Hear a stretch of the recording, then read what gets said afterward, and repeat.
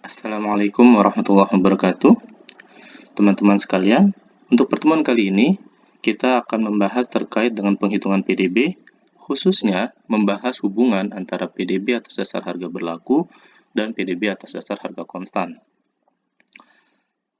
Pada beberapa pertemuan sebelumnya, saya kira saya sudah pernah menyampaikan bahwa ada 3 jenis penghitungan atau ada 3 jenis pendekatan dalam penghitungan PDB, yaitu PDB produksi, PDB pengeluaran, dan PDB pendapatan.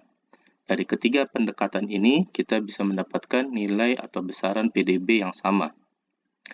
Teman-teman sekalian, sesungguhnya dari ketiga jenis pendekatan PDB ini bisa didapatkan atau bisa dihasilkan dua jenis PDB, yaitu PDB atas dasar harga berlaku dan PDB atas dasar harga konstan. Apa perbedaannya? PDB atas dasar harga berlaku adalah PDB di mana barang dan jasa dinilai atau divaluasi dengan menggunakan harga yang berlaku pada saat periode penghitungan, atau bisa dikatakan harga di periode berjalan. PDB ini disebut dengan PDB nominal. Dari PDB ini nantinya bisa dihitung suatu besaran ekonomi yang dinamakan share atau kontribusi ekonomi.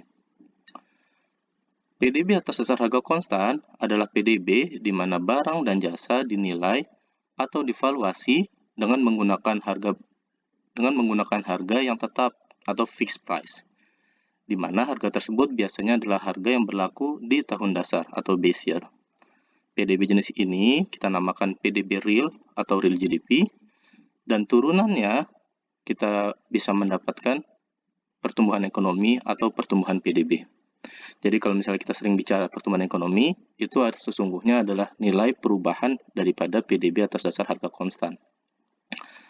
Dengan kata lain, dari PDB harga berlaku maupun PDB harga konstan bisa didapatkan untuk ketiga jenis pendekatan PDB ini. Teman-teman sekalian, 3 minggu atau 3 pertemuan sebelumnya, kita sudah membahas terkait metode penghitungan PDB, khususnya dari sisi pendekatan pengeluaran. Sekarang saya akan refresh sedikit penghitungan PDB dari sisi pendekatan produksi. Melalui pendekatan produksi, PDB adalah nilai yang ditambahkan dari setiap barang dan jasa yang dihasilkan oleh setiap aktivitas produksi pada suatu wilayah tertentu selama periode waktu tertentu. PDB adalah jumlah nilai tambah dari seluruh aktivitas ekonomi, mulai dari aktivitas pertanian sampai dengan jasa-jasa. PDB merupakan selisih dari output dikurangi konsumsi antara, di mana output itu merupakan produksi dikali harga. Nah, teknik penghitungan seperti ini berlaku juga untuk penghitungan PDB atas dasar harga konstan. Artinya, nantinya ketika kita ingin menghitung PDB atas dasar harga konstan, kita perlu menghitung output atas dasar harga konstan dikurangi konsumsi antara atas dasar harga konstan. Output atas dasar harga konstan nantinya bisa didapatkan dengan beberapa metode. Setidaknya ada 4 metode dalam menghitung output atas dasar harga konstan. Akan saya sampaikan di worksheet berikutnya. Metode pertama dalam menghitung PDB atau metode pertama dalam menghitung output atas dasar harga konstan adalah metode revaluasi. Dengan metode ini, maka output atas dasar harga konstan dinilai atau dihitung dengan cara mengalihkan produksi di tahun berjalan dengan harga di tahun dasar. Ya, mengalihkan produksi di tahun berjalan dengan harga di tahun dasar. Tabel di bawah menunjukkan ilustrasinya. Sel yang berwarna kuning adalah sel yang sudah merupakan kondisi awal, data awal yang kita miliki. Jadi kita memiliki data produksi untuk setiap tahun, mulai dari 2010 sampai 2013, tetapi kita hanya memiliki satu jenis data harga saja, yaitu data di tahun dasar. Di sini contohnya adalah tahun dasarnya 2010. Jadi adanya harga di tahun 2010. Pertama, kita perlu menghitung output konstan, yaitu mengalihkan produksi dengan harganya. Di sini terlihat formulanya, menghitung output konstan adalah 200 dikali 20. Begitu pula output konstan di tahun 2011, yaitu 210 dikalikan 20, dan seterusnya. Dari sini, maka kita bisa mendapatkan output konstan atas dasar output konstan di tahun dasar 2010 sama dengan 100. Selanjutnya, kita mengasumsikan misalkan rasio konsumsi antara setiap tahun itu fix sebesar 15%, maka kita bisa menghitung konsumsi antara setiap tahun berjalan, konsumsi antara atas dasar harga konstan setiap tahun berjalan. Di sini rasio konsumsi antaranya adalah sebesar 15%, maka kita tinggal mengalikan 15% dikalikan dengan outputnya. Di sini terlihat formulanya 0,15 dikalikan dengan outputnya, dan seterusnya. Ya.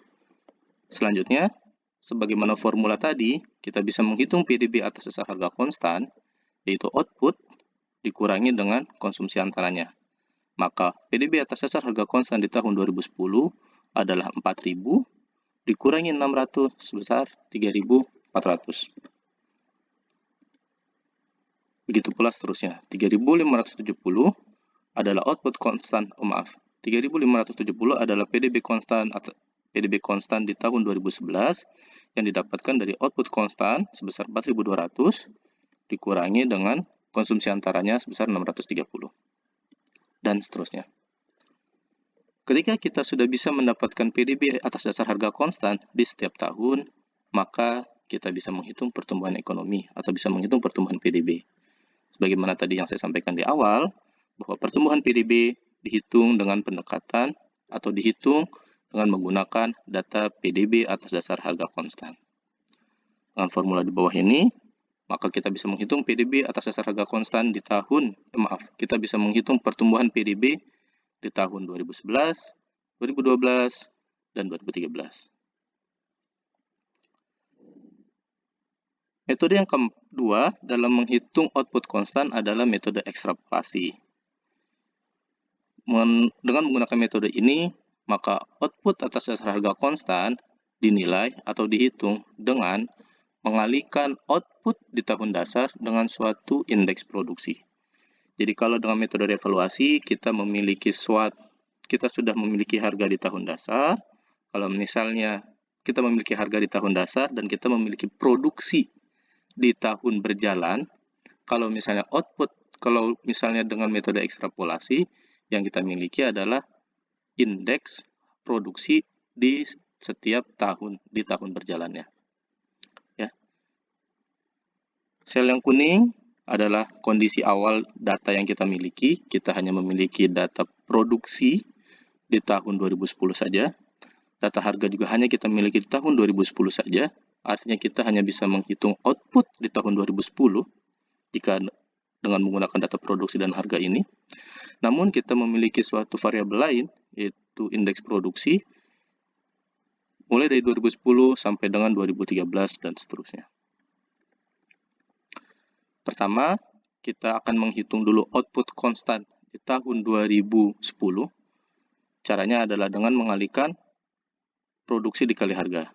Jadi 4.000 sama dengan 200 dikalikan 20. Output konstan di tahun 2011 didapatkan dengan cara output di tahun 2010 dikali dengan indeks produksinya. 4.000 dikali 105 dibagi 100. 100 ini apa? 100 ini sesungguhnya adalah kondisi awal dari indeks produksi.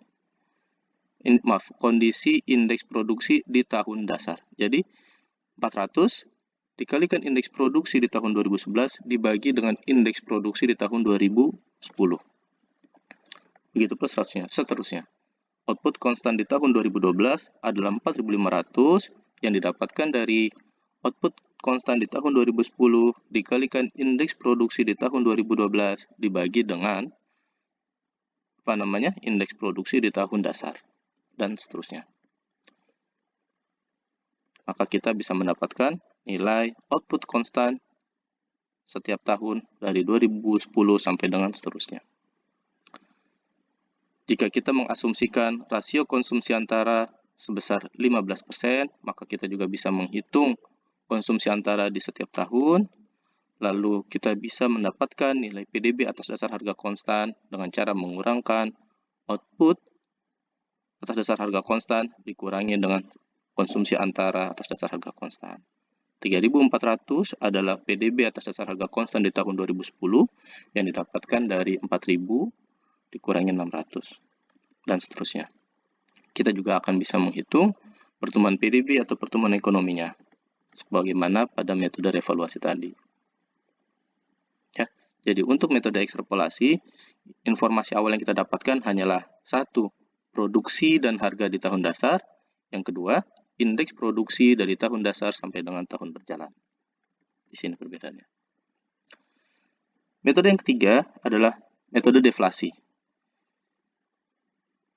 Menurut metode deflasi, output atas dasar harga konstan dinilai atau dihitung dengan cara membagi output atas dasar harga berlaku di tahun berjalan dengan suatu indeks harga. Ketika kita menggunakan metode deflasi, maka kita sudah mampu menghitung atau kita sudah mampu mendapatkan informasi tentang output pada tahun berjalan, output berlaku pada tahun berjalan. Jadi kita sudah memiliki nilai ini, lalu kita memiliki satu variabel baru lagi, yaitu indeks harga atau deflator. Ini besarannya. Selanjutnya, untuk menghitung output konstannya, tinggal membagi output berlaku di tahun berjalan dibagi dengan indeks harganya. Output konstan di tahun 2010 sebesar 4.000, yaitu output berlaku di tahun 2010 dibagi dengan indeks harganya dikali dengan dikali dengan 100. Begitu pula seterusnya. Output konstan di tahun 2013 sebesar 4.600, yaitu output berlaku di tahun 2013 yang sebesar 5.980 dibagi dengan deflatornya atau indeks harganya sebesar 130 dikali 100. Sama seperti metode ekstrapolasi, maka indeks harga di tahun dasar nilainya 100. Jadi indeks produksi menurut metode ekstrapolasi, indeks produksi di tahun dasar nilainya 100. Menurut metode deflasi, indeks harga di tahun dasar nilainya 100. Dengan metode yang sama, kita juga bisa menghitung konsumsi antara, dan kita pada akhirnya bisa mendapatkan PDB atas dasar harga konstan dan juga pertumbuhan ekonomi. Metode yang terakhir adalah metode double deflasi. Metode double deflasi sesungguhnya mirip seperti metode deflasi, namun dengan metode double deflasi, kita membutuhkan 2 buah deflator atau kita membutuhkan 2 buah indeks harga. Satu adalah indeks harga untuk variabel output, yang kedua adalah indeks harga untuk variabel konsumsi antara. Jadi informasi awal yang kita miliki, kita sudah memiliki, jadi kita akan mendeflate output berlaku di tahun berjalan dengan suatu indeks harga output, lalu kita juga akan mendeflate konsumsi antara di tahun berjalan dengan suatu indeks harga konsumsi antara. Ketika kita mendeflate output berlaku di tahun berjalan, maka kita bisa mendapatkan output konstan. Ketika kita mendeflate konsumsi antara dengan suatu indeks harga konstan, maka kita bisa mendapatkan konsumsi antara atas dasar harga konstan. Selanjutnya, PDB atas dasar harga konstan adalah selisih dari output atas dasar harga konstan dikurangi dengan konsumsi antara atas dasar harga konstan, dan seterusnya. Maka kita juga pada akhirnya bisa mendapatkan pertumbuhan ekonomi atau pertumbuhan PDB. Demikian untuk pertemuan kali ini. Segera selesaikan responsinya. Tetap sehat, tetap semangat. Sampai jumpa di pertemuan selanjutnya. Assalamualaikum warahmatullahi wabarakatuh.